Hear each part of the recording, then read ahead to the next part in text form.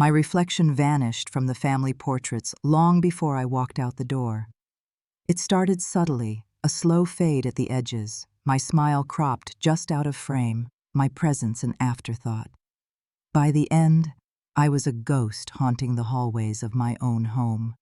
So when my sister Cassia stood under the manufactured halo of her ring light and declared that my very existence was poisoning her success, it wasn't a surprise. It was a confirmation. "You've ruined everything," she hissed, the words a venomous dart aimed straight at my heart. And my parents, my own mother and father, just nodded from their perch on the plush ivory sofa, as if it were gospel. I didn't scream. I didn't raise my voice. A strange, glacial calm washed over me. I simply turned, walked away from the living room that felt more like a television set, and left with nothing but a worn leather backpack and the deafening roar of their silence. But this morning, 2 weeks later, I woke in a room that smelled of dust and desperation to the frantic glow of my phone screen. 14 missed calls. Suddenly the ghosts need me. The question is, what broke that they can't fix themselves? The air in the house that night had been thick enough to choke on, heavy with the cloying scent of my mother's expensive candles and unspoken resentment. Cassia, a self-styled wellness guru, was wrapping up a live stream, her voice a syrupy confection of gratitude and buzzwords for the 50,000 followers who hung on her every post about authentic living. My parents, Genevieve and Marcus, were her captive audience, their faces beaming with a pride they had never once directed at me. I was an architect of shadows, a master of blending into the floral wallpaper, my presence tolerated but never truly welcomed. I lingered in the doorway, clutching a mug of tea that had long gone cold. I had learned years ago that my achievements, my work, my very being were inconvenient truths in the carefully curated narrative of the perfect family, starring Cassia. Then, the performance shattered. A technical glitch made her live stream flicker. Cassia's perfectly engineered smile evaporated, replaced by a snarl. "Why does this always happen when you're around?" she snapped, her voice stripping the varnish off the room. It sliced through the fragile piece and found its home deep inside my chest. I blinked, the mug feeling heavy in my hands. "What? You suck the energy out of the room, Ilara," she barked, the accusation echoing in the sudden silence. "Your whole vibe is stress.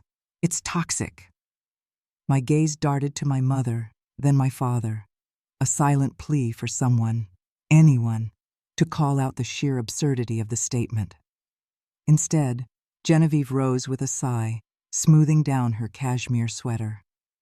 "She has a point, dear," she said, her voice chillingly serene. "You have a way of casting a cloud. You've complicated her life. Honestly," she added, her eyes flicking over me with a look of profound disappointment. "You've complicated all of our lives." My father, Marcus, remained silent. He simply pinched the bridge of his nose, his face a mask of weary resignation. It was a familiar gesture, one that signaled his complete and total withdrawal. In that moment, I wasn't their daughter. I was a problem to be managed, an inconvenience to be endured. The heat of humiliation crawled up my neck, but beneath it, something else was happening. A switch being flipped. The part of me that always tried, always hoped, simply went dark. I didn't argue. I didn't plead my case. The years of being edited out of their lives had prepared me for this final cut. I turned without a word and walked down the hall to the small, sterile guest room they let me use. The air inside was stale, a mix of old potpourri and neglect. I moved with a strange, detached efficiency, my motions robotic. I pulled out the old backpack from the back of the closet and began to pack. Not memories, not photographs. Those had been removed from the walls long ago. Just the essentials, a change of clothes, my laptop, a toothbrush, 15 minutes. That's all it took to erase 15 years of trying. As I walked past the living room, no one looked up. No one asked where I was going. The front door clicked shut behind me, the sound final and absolute. The street was cloaked in the kind of profound quiet that only follows a storm. I walked the 3 blocks to the all-night gas station, its fluorescent lights humming a lonely tune. I bought a protein bar I didn't want, and a bottle of water I didn't need. The mundane transaction, a bizarre anchor in the swirling chaos of my life. "Does the bus to Port Meridian still run this late?" I asked the clerk, a young man with tired eyes who was more interested in his phone. "Last one's in 10 minutes, if it's on time." It wasn't. I waited on the cold metal bench, my backpack clutched to my chest like a shield. When the bus finally hissed to a stop, I climbed aboard and deliberately chose a seat by a grimy window, refusing to look back. The journey into the heart of the city was a blur of smeared neon and rain-slicked streets. It was a city of strangers, and for the first time, that felt like a comfort. I got off at the terminal and walked until I found what I was looking for. A dilapidated motel with a sign that promised vacancy in flickering, angry red letters. The kind of place that doesn't ask questions. The man behind the plexiglass barrier slid a key across the counter without making eye contact. I paid with the last of my cash, my entire net worth reduced to a handful of crumpled bills. The room smelled of stale cigarettes, industrial cleaner, and faded dreams. I dropped my bag on the floor and sat on the edge of the lumpy mattress.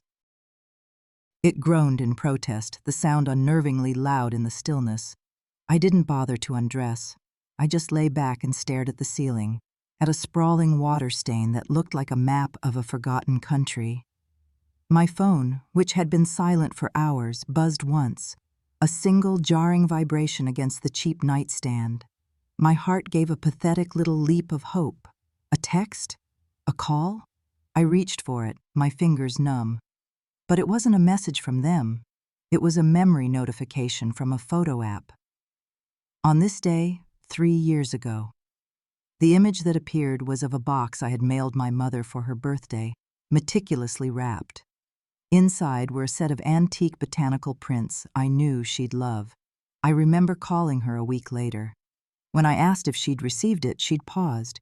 "Oh, was that from you? I haven't gotten around to opening it." They never opened it. They had never truly seen me. The next morning, I awoke to the thin gray light of dawn. I did a quick inventory. A little over $200, no job, and no home. But the memory of that unopened gift hadn't broken me. It had forged something hard and sharp in my chest. Determination. I found a small, gritty diner near the bus station with a chalkboard sign that read, "Free Wi-Fi." It was all I needed. The place smelled of burnt coffee and bacon grease, but it felt like a sanctuary. I ordered the cheapest coffee on the menu and found a booth in the corner with a power outlet. For hours I sat there, nursing that one cup of coffee, and rebuilt my life from the ground up. I logged into online tutoring platforms, updating a profile I hadn't touched in years. Ilara Vance, expert in literature analysis and creative composition. Patient, reliable, dedicated.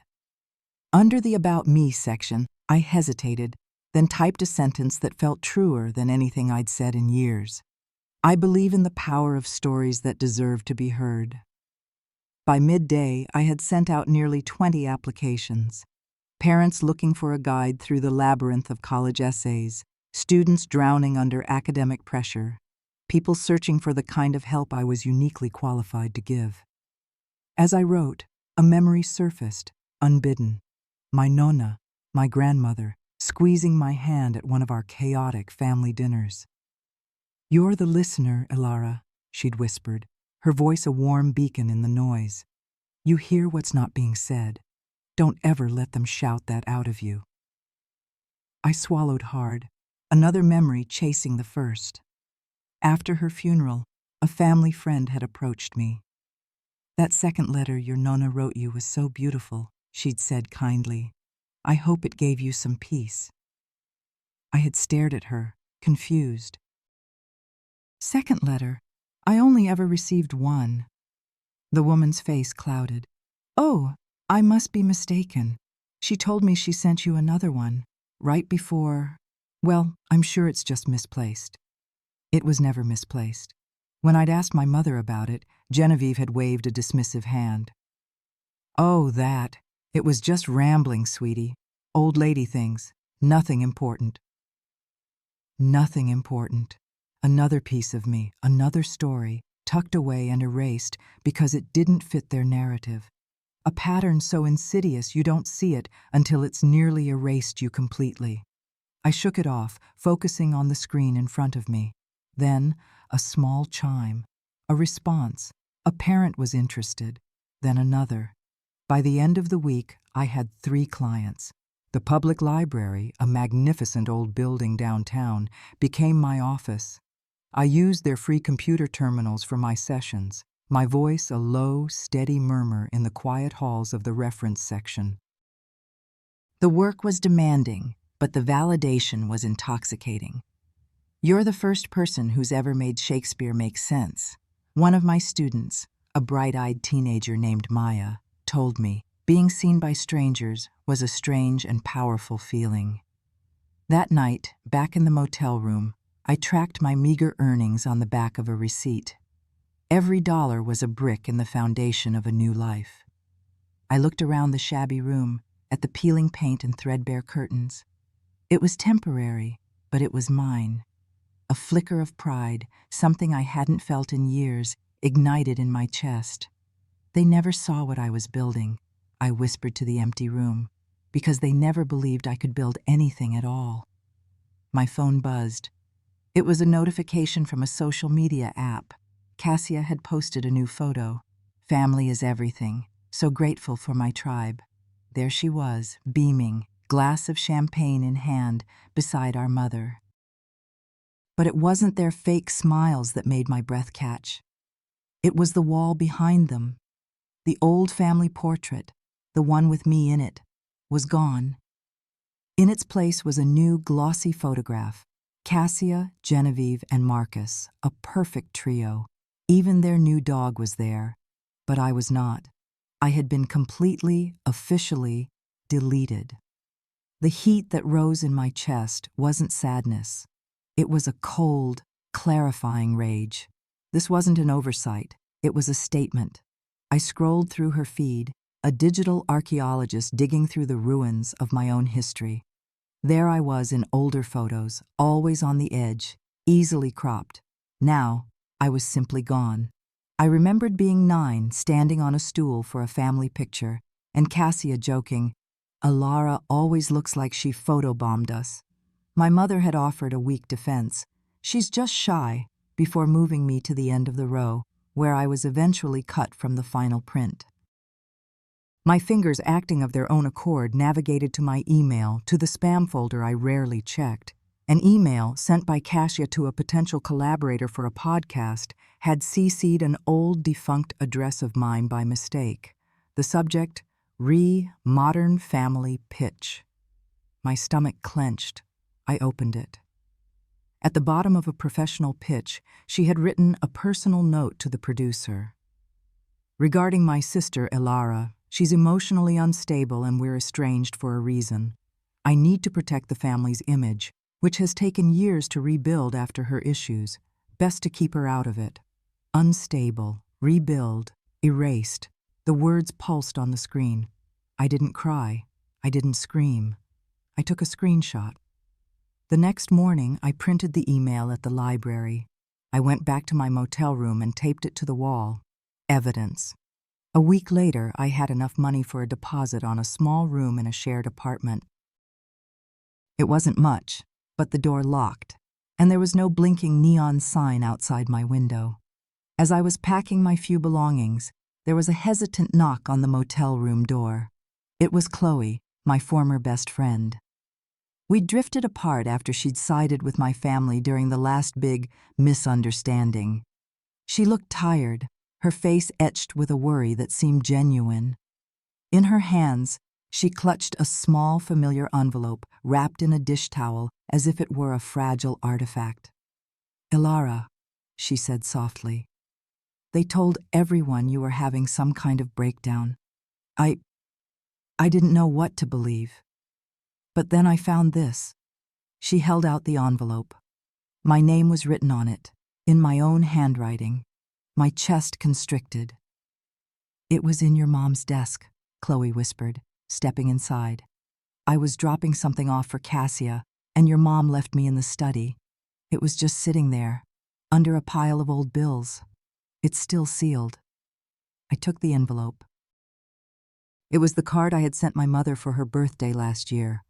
I had poured my heart into the note inside, a plea for reconciliation, a hope for a new beginning. She hadn't even bothered to open it. My fingers, trembling slightly, broke the seal. The note inside was simple. "Mom, if there's still a space in your heart for me, I'd like to sit there again. I miss you. Love, Elara." The words were a ghost of a hope I no longer possessed. To be dismissed was one thing. To be so utterly inconsequential that my words weren't even worth reading. That was a deeper wound. "That's not all," Chloe said, her voice heavy. She pulled a sheaf of printed pages from her bag. "Cassia's new Success Academy website. It just launched. Elara, it's your work." I stared at the pages. She had stolen everything. My unique curriculum on literary theory, the diagnostic tools I'd spent years developing, even the diagrams I had sketched out in notebooks my nonna had left me. It was all there, repackaged under Cassia's glossy brand, her face smiling out from the founder's welcome page. "She told me you gave it to her," Chloe added quickly. I knew she was lying. A short, mirthless laugh escaped my lips. I felt my voice shake as I spoke. Even the section headers. As Chloe left, hugging me tightly, the buzzing started. My phone, which had been blessedly quiet, lit up. Missed call, Dad. Then another, and another. 14 in total. Finally, a voicemail. My father's voice, thick with a manufactured urgency. "Elara, your sister is being destroyed online. Some blogger is accusing her of plagiarism. People are furious. She says you're behind it, that you're lying, but we need you to help us make this go away. She's not handling the stress well." No apology. No acknowledgement of the theft. Just the same old story. "We need you to fix what we broke. We need you to erase yourself again to save us." I didn't answer. I leaned my head against the cheap wood-paneled wall. This wasn't about tears anymore. This was about action. I opened my laptop, my fingers flying across the keys. I navigated to a folder I hadn't opened in years, one I'd created after my nonna passed. Nonna. Legal. Inside was a single scanned document I had almost forgotten, a PDF file labeled Last Will and Testament, Addendum. I clicked it open, and there it was, in my grandmother's elegant, forceful script, witnessed and notarized, a clause she had added a year before she died. All intellectual property related to educational curricula, including all teaching frameworks and proprietary materials developed by me or co-developed with my granddaughter, Elara Vance, shall be the sole and exclusive property of Elara Vance. She had seen it coming. She had known they would try to erase me, and she had left me a shield, a sword. The war wasn't over. It had just begun. The next morning, the legal document on my screen felt like a shield forged in fire. My grandmother had protected me, and my mother had buried that protection under a mountain of lies. As I sipped my coffee, the phone buzzed with another voicemail. This time, it was Genevieve, her voice dripping with a desperate, cloying sweetness. "Elara, please. You can't let this tear the family apart. Your sister's career is on the line." The family. The one from the glossy photograph that didn't include me. Then Cassia's voice, hysterical and accusatory. "We gave you everything, and this is how you repay us. You've always been jealous." "You gave me nothing," I whispered to the empty apartment. "You took everything." My hands were steady as I printed the addendum to the will. I booked a consultation with an intellectual property lawyer, a sharp older woman named Margot. I walked into her office not as a victim, but as a CEO defending her assets. "I'm not looking to sue," I told her calmly, laying the papers on her desk. "Not yet. I want this documented, verified, and my ownership publicly filed. I want to take back my name." Margot read the documents, an eyebrow raised. "Honey," she said with a wry smile, "you don't need a lawsuit to take back what was always yours. You just need to send a notice." That evening, as I was leaving the lawyer's office, feeling a sense of control I hadn't known in years, they appeared. My family, all three of them, standing on the sidewalk outside my apartment building like a somber delegation. "We made mistakes," Genevieve began, her voice trembling, "but family is about forgiveness." I looked at them, at the three people who had methodically carved me out of their lives, and felt nothing but a vast, empty distance. "No," I said, my voice quiet but unyielding. Family was about not letting my letters go unopened. It was about not cutting my face out of photographs. It was about not stealing my work and calling it your own. I turned to Cassia, whose defiance was crumbling into panic. "This mess is yours to fix." I didn't slam the door. I simply closed it, the click of the lock a definitive, final sound. But they weren't finished. Later that night, an email arrived. "Your professional website has been temporarily suspended due to multiple copyright violation claims." They had filed anonymous claims against my own content. They were trying to erase me again, this time with paperwork and algorithms. But they didn't know who I was anymore. I wasn't the girl who blended into the wallpaper. I was the woman who had the receipts. The next day, I didn't panic. I methodically documented everything. Every time-stamped draft, every email, every diagram. I compiled it all into a single, irrefutable dossier. I sent it not just to the web hosting platform, but to every client and professional contact I had. The subject line was simple. For the sake of clarity. The response was immediate. Messages of support flooded my inbox. A former client, a single mother whose son I had helped get his GED, wrote, "Your work is too important. Don't let them silence you." I printed her email and taped it to my wall, right next to Nona's will. The internet, once Cassia's kingdom, turned on her.